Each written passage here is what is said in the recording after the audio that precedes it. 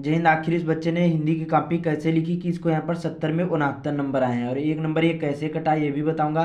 देखिए पढ़ाई तो अपनी जगह होती है, लेकिन ये सारी चीज़ें आना आपको बहुत जरूरी होती है कि कैसे क्वेश्चन का आंसर देना है, कि जिससे टाइम रहते पूरा पेपर यहाँ पर सॉल्व कर पाओ। तो वीडियो को पूरा जरूर देखना, अच्छी तरीके से सारी चीज़ें बताऊँगा। तो चलिए शुरू करते हैं, एक एक बताऊँगा। हमारे पास देखिए यहाँ पर पेपर भी है। तो यहाँ पर देखिए जो कॉपी का फर्स्ट पेज होगा कुछ ऐसा ही होगा। सबसे पहले यहाँ पर देखिए पूछा जाएगा परीक्षार्थी का अनुक्रमांक अंकों में, ऐसे आपको अंकों में डाल देना है। फिर यहाँ पर देखिए शब्दों में पूछा जाता है, तो एक एक करके आपको डालना है, ठीक है। जैसे एक लिखा हो तो एक, दो लिखा हो दो, चार लिखा हो तो चार, और जीरो को शून्य लिखा जाता है, ठीक है। फिर विषय पहला पेपर आपका हिंदी का होगा। फिर प्रश्न पत्र तो केवल प्रश्न पत्र। और देखिए आपको ये मिस्टेक नहीं करना है, इसमें छोटी सी मिस्टेक कर दोगे नंबर कट जाएंगे। अब देखिए यहाँ पर, ये देखिए यहाँ पर अच्छी तरीके से दिखाई नहीं दे रहा है, ये देखिए इसको संकेतांक बोला जाता है 801 HG। और यहाँ पर देखिए अच्छी तरीके से लिखा नहीं गया है, तो आपको ये गलती नहीं करना, अच्छी तरीके से देख देख करके आपको लिखना है। फिर परीक्षा का दिन सोमवार होगा।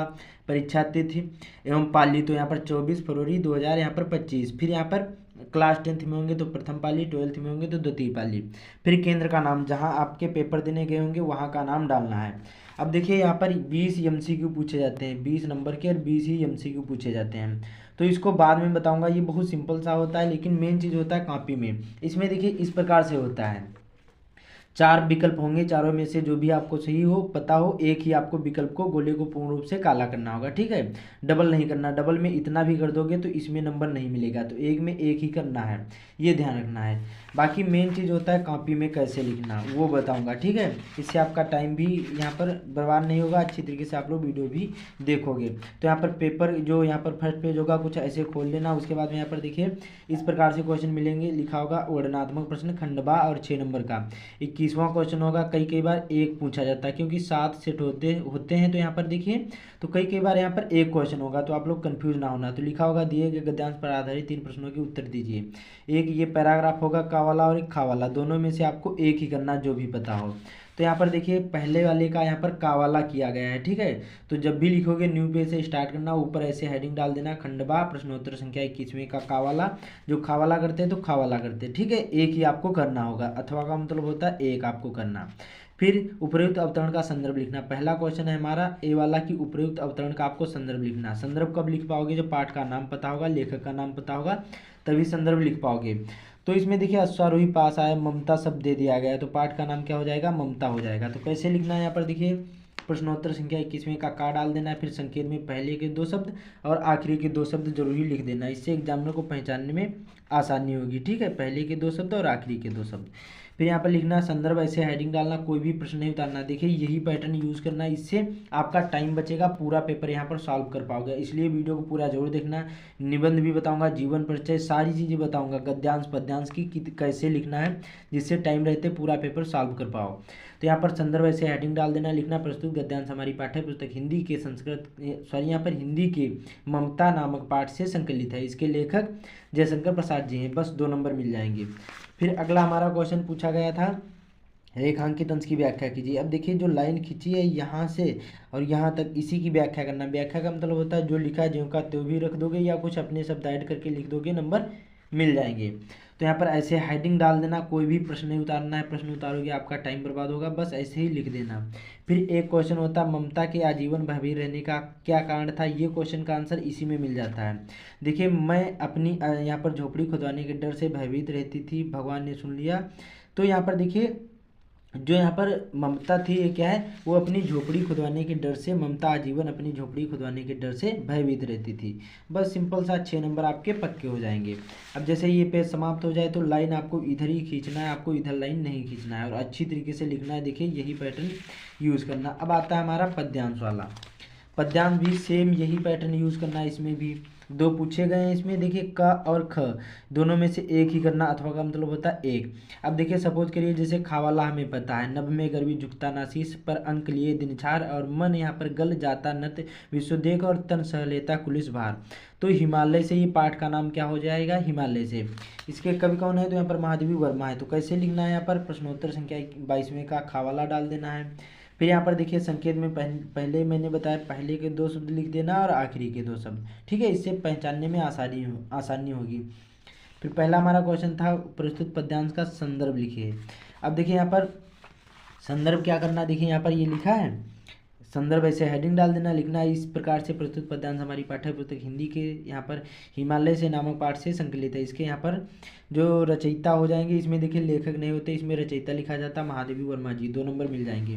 फिर वही पैटर्न यूज़ करना है, रेखांकित अंश की व्याख्या इसमें भी पूछी गई थी, तो आपको रेखांकित अंश की व्याख्या करना, 2 ही लाइन की व्याख्या करना है इसकी, ठीक है, सभी पूरे पैराग्राफ की व्याख्या नहीं करना है, बस ऐसे हेडिंग डाल देना, इसी प्रकार से लिख देना कि हे हिमालय स्वाभिमान से आकाश को छूने वाला तेरा मस्तक कभी नहीं झुकता है, फिर भी तेरा क्या हृदय इतना उदार है कि तू अपनी गोद में तुच्छ धूल धारण किए है। फिर अगला हमारा क्वेश्चन पूछा गया था कि उक्त पंक्तियों में कौन सा अलंकार है, तो इसमें देखिए अनुप्रास अलंकार है, तो ऐसे लिख देना, 6 नंबर पक्के हो जाएंगे।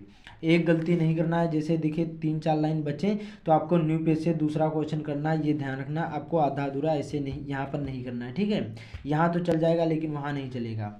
अब देखिए इसमें प्रश्नोत्तर संख्या 23वें का कावाला किया गया है, 2 पूछे गए थे, इसमें से कावाला किया गया मानव जीवन संस्करणम संस्कृति अस्माकं पूर्वजा मानव जीवन संस्कृतम महांतम प्रयत्नम अकुर्वन्ते अस्माकं जीवन संस्करणायान यान आचारान विचारान च आदर्शयन तत्सर्वम अस्माकं संस्कृति। तो इसमें भी आपको क्या करना होगा, गद्यांश होता है, संदर्भ लिखना होता है और हिंदी में अनुवाद करना होता है, इसमें व्याख्या नहीं लिखी जाती, इसमें अनुवाद करना होता है संस्कृत खंड में। तो ऐसे हेडिंग डाल देना, संकेत में पहले के 2 शब्द और आखिरी के 2 शब्द लिख देना है। इसमें संदर्भ कैसे लिखना है, इसी प्रकार से प्रस्तुत गद्यांश हमारी पाठ्य पुस्तक हिंदी के संस्कृत खंड के। अब देखिए जो हमारा ये पाठ का नाम क्या था, बार बार संस्कृत जिक्र किया गया, तो ये भारतीय संस्कृति नामक पाठ से लिया गया, किससे लिया गया, भारतीय संस्कृत, तो ऐसे लिखना है भारतीय संस्कृति नामक पाठ से संकलित है। इसमें लेखक होते नहीं, 2 नंबर मिल जाएंगे। अनुवाद ऐसे हेडिंग डाल देना है, 3 नंबर ये मिल जाएंगे, बस इसका अनुवाद पूरे पैराग्राफ का कर देना, एक ही आपको करना है, जहाँ पर अथवा दिखे तो समझ जाना हमें एक ही क्वेश्चन करना है, सभी क्वेश्चन नहीं करने हैं, चाहे उसमें अथवा के फिर से यहाँ पर आ जाए 3 हो लेकिन अथवा लिखा हो बीच बीच में, तो हमें तीनों में से एक ही करना है, ये ध्यान रखना है, इससे आपका टाइम बचेगा, बहुत सारे लोग कन्फ्यूज़ कर देते हैं। अब 24वां क्वेश्चन, अब देखिए ये क्वेश्चन का आंसर समाप्त हो जाए तो लाइन जरूरी खींच देना, इससे एग्जामिनर जो आपकी कॉपी चेक करेगा उसको आसानी होगी आपको यहाँ पर कॉपी चेक करने में। अब देखिए इसमें श्लोक पूछे जाते हैं 24वें क्वेश्चन में, 2 पूछे जाते हैं अथवा के इसमें भी आते हैं, दोनों में से जो भी पता आपको एक ही करना है। तो सपोज करिए जैसे ये वाला हमें पता है, तो ऐसे संकेत में पहले के 2 शब्द और आखिरी के 2 शब्द लिख देना। लिखना प्रस्तुत श्लोक हमारी पाठ्य पुस्तक हिंदी के यहाँ पर संस्कृत खंड के भारतीय संस्कृति नामक पाठ से लिया गया है। ये जो सर्वे भवन्तु सुखिनः सर्वे सन्तु निरामयाः सर्वे भद्राणि पश्यन्तु मा कश्चित् दुर्भाग्यः भवेत्, ये हमारा भारतीय संस्कृति नामक पाठ से लिया गया। और कम से कम आप लोग श्लोक 5 तैयार कर लो, कमेंट करना कि आपको कितने श्लोक पता थे, ठीक है। तो ऐसे ही करना है आपको श्लोक वाला, ऐसे हेडिंग डालकर और संदर्भ और उसके बाद में अनुवाद, ऐसे हेडिंग डालकर अनुवाद संदर्भ दोनों चीज़ें लिख देना, 5 नंबर मिल जाएंगे। फिर आता है हमारा मेन चीज़ खंड काव्य, और ये अपने अपने जिले वाइज होते हैं खंड काव्य, किसी के जिले में ज्योति जवाहर, तो किसी के ज़िले में अग्र पूजा, तो किसी के ज़िले में अलग अलग होते हैं, तो यहाँ पर लिखे होंगे, जहाँ पर भी आपके यहाँ पर आपके ज़िले में जो भी आता है वो आपको करना है, न्यू पेज से स्टार्ट करना, बस एक पेज में ही आपको खंड काव्य लिखना है, मैं नहीं बताऊंगा। देखिए ये अलग अलग ज़िले में होता है, तो इसी प्रकार से आपको लिख देना है, देखिए यही पैटर्न यूज़ करके, एक पेज से ऊपर नहीं लिखना है। फिर हमारा आता है यहाँ पर देखिए 26वें का वाला, लेखक, यहाँ पर लेखक के जीवन परिचय पूछे जाते हैं, 3 होंगे, तीनों में से जो भी पता आपको एक करना है, 5 नंबर का होता है। तो सपोज करिए जैसे आचार्य रामचंद्र शुक्ल जी का किया है, तो ऐसे प्रश्नोत्तर संख्या 26वें का वाला डाल देना है। फिर 3 जो भी पूछे जाते हैं यहाँ पर ऐसे हेडिंग डालकर जीवन परिचय, बस इसी प्रकार से देखिए यही पैटर्न यूज़ करना है, बस इसी प्रकार से लिखना, एक पेज से ऊपर नहीं लिखना, इससे आपका टाइम बचेगा, नंबर भी मिल जाएंगे। आखिर में रचनाएं हेडिंग डालकर रस मीमांसा त्रिवेणी सूरदास चिंतामणि, इन ये सभी रामचंद्र शुक्ल की रचनाएं हैं। बस आपको यही पैटर्न यूज़ करना है लेखक का भी, और इसी प्रकार से आपको कवि के भी जीवन परिचय लिखना है। देखिए सूरदास का यहाँ पर देखिए 3 पूछे गए हैं, और कमेंट करना कि आपको कितने जीवन परिचय पता है, ठीक है। इसमें भी कवि के भी आपको तीनों में से जो भी पता हो एक ही आपको करना है। अब इसी प्रकार से ये भी करना है, हेडिंग डाल देना है, यहाँ पर जीवन परिचय डालकर एक पेज से ऊपर नहीं लिखना है, रचना आखिरी में डालकर हेडिंग बस लिख देना है। देखिए यही पैटर्न यूज़ करना है। फिर आता है हमारा श्लोक, अब लिखा होगा अपनी पाठ्य पुस्तक में से कोई एक कंठस्थ श्लोक लिखिए जो इस प्रश्न पत्र में ना आया हो, 2 नंबर का होता है, इसलिए कम से कम 3-4 श्लोक तैयार कर लो, टाइम बचा हो। ऐसे हेडिंग डालकर 27वां श्लोक ऐसे हेडिंग डालकर बस ऐसे लिख देना, जो आपके प्रश्न पत्र में ना आया हो वो आपको लिखना पड़ेगा। ये 2 ना लिखकर अगला तीसरा लिखना होगा, इसलिए कम से कम 3-4 आपको श्लोक आने चाहिए, ठीक है। ठीक है। तो इसी प्रकार से लिखना। फिर प्रश्नों के उत्तर होते हैं यहाँ पर देखिए 4 होंगे, चारों में से 2 ही क्वेश्चन करने हैं, 2 नंबर के होंगे। जो पता हो चारों में से 2 ही आपको करना है, तो इस प्रकार से कर देना, एक एक नंबर ये मिल जाएगा। फिर आता है हमारा मेन चीज़, पर्यावरण प्रदूषण पर निबंध या कोई भी निबंध होते हैं, इतने सारे पूछे जाते हैं। जहाँ पर भी हो निबंध 7 नंबर का 10th में 12th में ये 9 नंबर का पूछा जाता है। तो यहाँ पर देखिए 5 होंगे, पाँचों में से जो भी आपको पता हो एक पर आपको ही निबंध लिखना है। मैंने बहुत सारे वीडियो बना दिए हैं कि निबंध कैसे लिखा जाता है। देखिए यही पैटर्न यूज़ करना है, ऐसे हेडिंग डाल देना ऊपर, जो भी करोगे ऐसे हेडिंग डालकर रूपरेखा प्रस्तावना, फिर यहाँ पर ये हेडिंग डालकर ही लिखना है। देखिए यही पैटर्न यूज़ करना है, जैसे जैसे मैंने बताया इसी प्रकार से आपको बोर्ड एग्जाम में लिखना है। 1.5 से 2 पेज में लिख दोगे, पूरे के पूरे नंबर यहाँ पर मिल जाएंगे। ठीक है, तो इसी प्रकार से लिखना है। फिर आता है हमारा पत्र लेखन, और ये आखिरी में होता है। ठीक है, 30वां क्वेश्चन होगा, 4 नंबर का पूछा जाता है। तो इसी प्रकार से जब भी पत्र लेखन लिखोगे न्यू पेज से स्टार्ट करना है। ये देखिए पैटर्न देख लो, बस इसी प्रकार से आपको लिख लेना है।